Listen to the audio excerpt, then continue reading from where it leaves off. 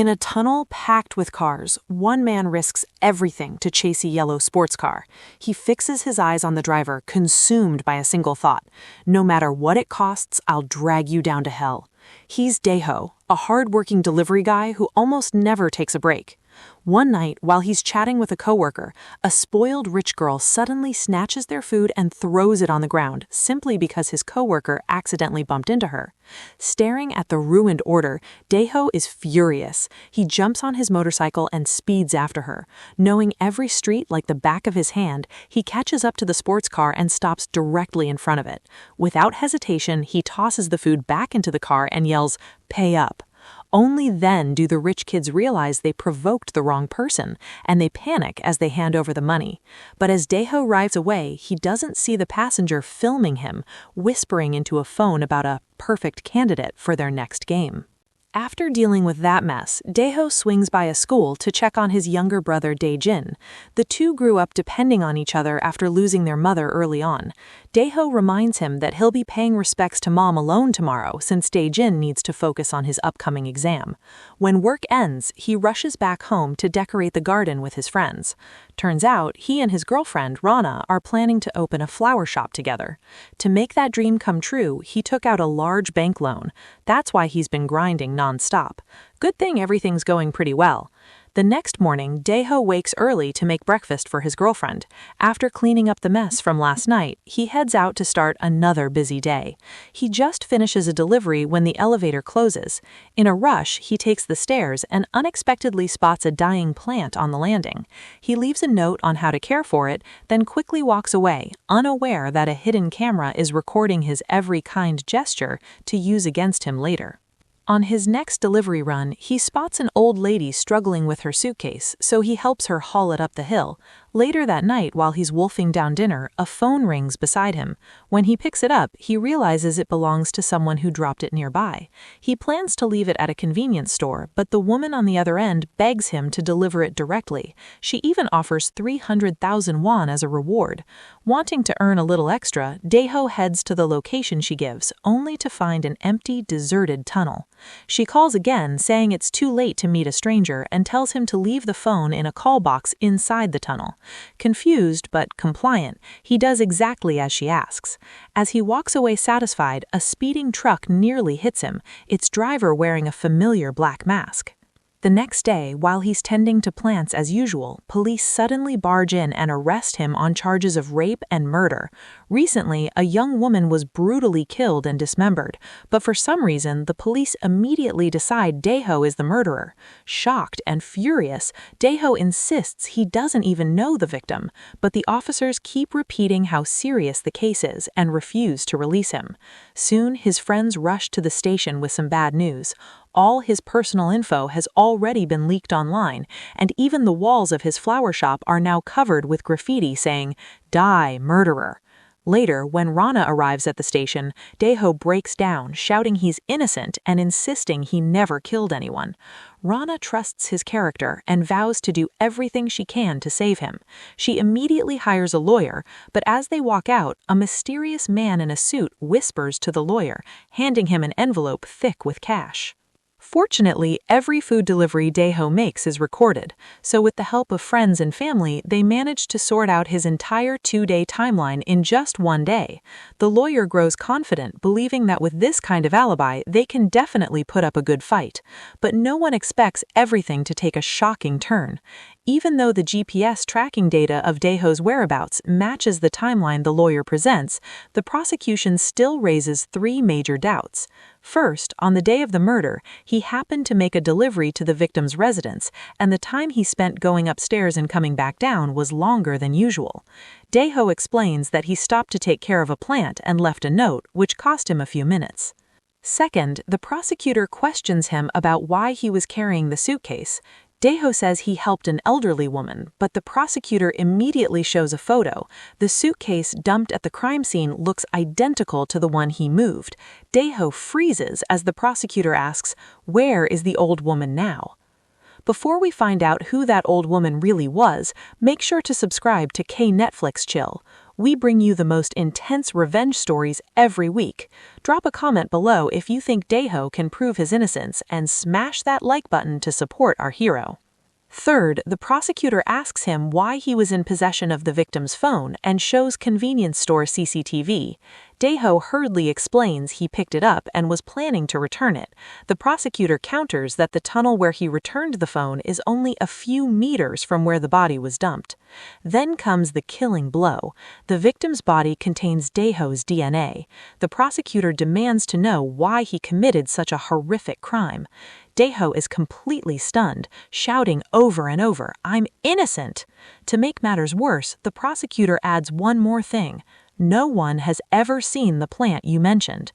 That evening, Rana visits again and tells Dae-ho the lawyer has decided to withdraw. Just as Dae-ho falls into despair, Rana suddenly asks to see his wrist. Earlier in the crime scene photos, she noticed the couple bracelet she once gave him. Dae-ho freezes. He can't remember where his bracelet is, but the photo shows it soaked in blood. In the end, Dae-ho is sentenced to life in prison. What awaits him is endless darkness. Just as he's about to lose the will to live, a public defender named Kim visits him. He has heard about the case by chance and feels that everything was very calculated, almost as if they were following a script. He asks Dae-ho to recall every detail and promises to do everything he can to help him. His words give Dae-ho a faint glimmer of hope. He tells Kim that the bracelet found at the crime scene is not his. He later remembers leaving it behind in his younger brother's dorm. Kim's eyes light up. He believes this could be the key to overturning the case and warns Dae-ho not to mention it to anyone. But as Kim walks out of the prison, he picks up his phone and says, "The target mentioned the bracelet in the dorm. Send the cleaner." Dae-ho has barely time to feel relieved before he's beaten by other inmates. He endures all the insults and bullying in silence, convinced that justice will come. However, reality delivers another brutal blow. Kim brings devastating news. Dae-ho's brother left a suicide note and took his own life. His brother's death becomes the final straw that breaks him. Remembering their happier days, Dae-ho cries until he can't breathe. That night, he decides to end it all and reunite with his brother. He ties a bedsheet to the bars of his cell. As the stool kicks away, the world fades to gray. But just as he loses consciousness, the cell door swings open and a hand cuts the sheet. It's a fellow inmate named Sik who looks at him with pity and says, "If you die now, the people who killed your brother win." Those words rekindle Dae-ho's will to live. From that day on, he sets a strict routine for himself. Except for the hours he's bullied, he spends every minute studying, training, and building his body. Sik even gives him a Bible, telling him to stay patient and keep waiting for his moment. Days pass, and Dae-ho grows stronger inside and out. 5 years fly by within cold concrete walls. He is transformed from a scrawny delivery boy into a man of steel and silence. Sik jokes that Dae-ho is ready now. Then he gives Dae-ho his own bracelet and says, "I'm getting out today. Remember, the man who framed you isn't just a lawyer, he's a god of cleaning up messes." After Sik leaves, Dae-ho becomes the most respected man in his block, but his peace is shattered when a new inmate arrives, a young man who keeps repeating he's innocent because he tried to return a lost phone. Dae-ho looks at the boy's file and sees the name of the public defender, Kim. The moment Dae-ho realizes the cycle is repeating, his world tilts. He begins to re-examine his own case. Maybe everything was designed from the very beginning. But the next day, the young man takes his own life in his cell, exactly like Dae-ho's brother. At that point, Dae-ho is certain someone is manipulating these tragedies. He contacts Kim and lies about remembering a new lead. During their meeting, he looks Kim in the eyes and asks, "Is this the face of a cold-blooded murderer or of someone framed to look like one?" Kim realizes Dae-ho knows too much. He smirks and admits the entire case was fabricated. "You were just a bug we stepped on to protect someone important," Kim whispers. Hearing the truth, Dae-ho erupts with rage, but as he lunges at Kim, the guards pull him back. Kim leans in and says, "By the way, Rana says hello. She's getting married to the man who actually killed that girl." Dae-ho returns to his cell and quietly pulls a sharpened nail from beneath his bed. He looks up at the ceiling and swears, "From this moment on, I will repay blood with blood." What he doesn't know yet is that the mastermind is a young man named Yoan. He specializes in cleaning up problems for the wealthy, even murder. One day, Yoan is in a meeting when he gets a call from lawyer Kim. Something has gone wrong. Dae-ho has stopped eating and started praying. Yoan stays perfectly calm and sends a professional killer into the prison disguised as a guard. Meanwhile, a group of inmates blocks Dae-ho again, but this time he doesn't hold back. In a few swift moves, he takes them all down.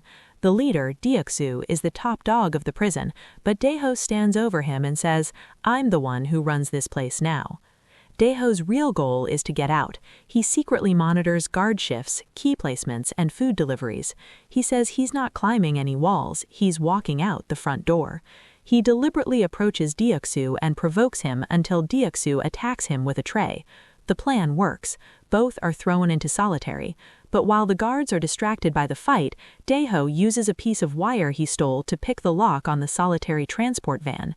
He slips out into the yard under the cover of a massive storm. He makes it to the outer fence, but just as he's about to jump, a searchlight hits him. It's the warden, who smiles and says, "I've been waiting for you, Big Mouse." The warden doesn't arrest him. Instead, he tells Dae-ho that someone paid a lot of money to have him participate in a special event. Before Dae-ho can react, he's hit with a sedative. When he wakes, he's in a white room with 11 other inmates. They are dressed in numbered tracksuits. A screen flickers on, and Yoan appears. "Welcome to the land of opportunity," he says. Yoan explains that they are about to compete in a race. The winner gets 5 billion won and their freedom. The losers die. Dae-ho looks around and realizes these 11 men were all framed by Yoan, just like him. They are all trash the government wanted to disappear. As the first race begins, Dae-ho is assigned an old beat-up car. He looks at the engine and realizes it's been sabotaged to explode after 10 miles. Dae-ho uses his mechanical skills to fix the car in seconds. When the red light flashes, the deathmatch begins. One guy activates a flamethrower on his car and rockets into the lead, but halfway through, the vehicle catches fire and explodes. Dae-ho doesn't focus on the race, he focuses on escaping. He notices a passage that leads to the river. Yoan is watching from a high tower, thrilled by the carnage. But then he stares at Dae-ho's photo, a strange sense of familiarity creeping in. He realizes Dae-ho isn't just a scapegoat, he's the one who escaped the tunnel 5 years ago. Yoan immediately changes the rules.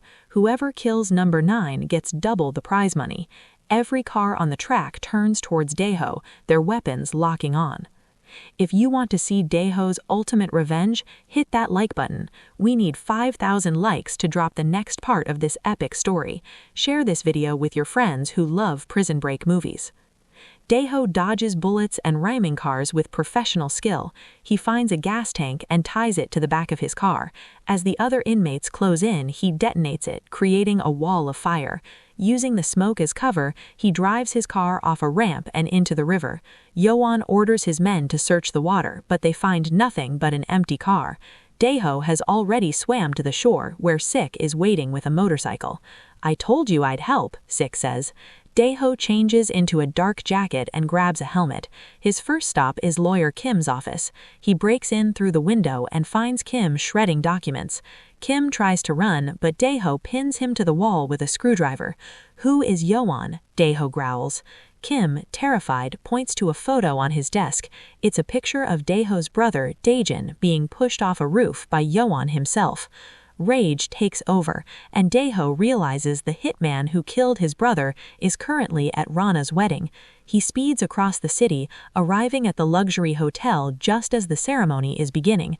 He walks down the aisle, his prison scars visible, his eyes fixed on the groom, the congressman's son who actually committed the murder Dae-ho was framed for.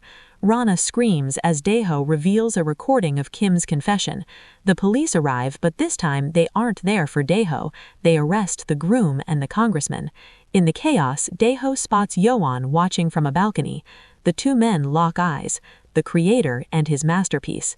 Yoan mouths the words, "The game isn't over," before vanishing into the crowd. Dae-ho walks out of the hotel a free man, but as he gets on his bike, his phone rings. It's an unknown number. He answers, and a familiar voice says, "You missed a spot, repairman." Dae-ho looks at his dashboard and sees a small ticking device.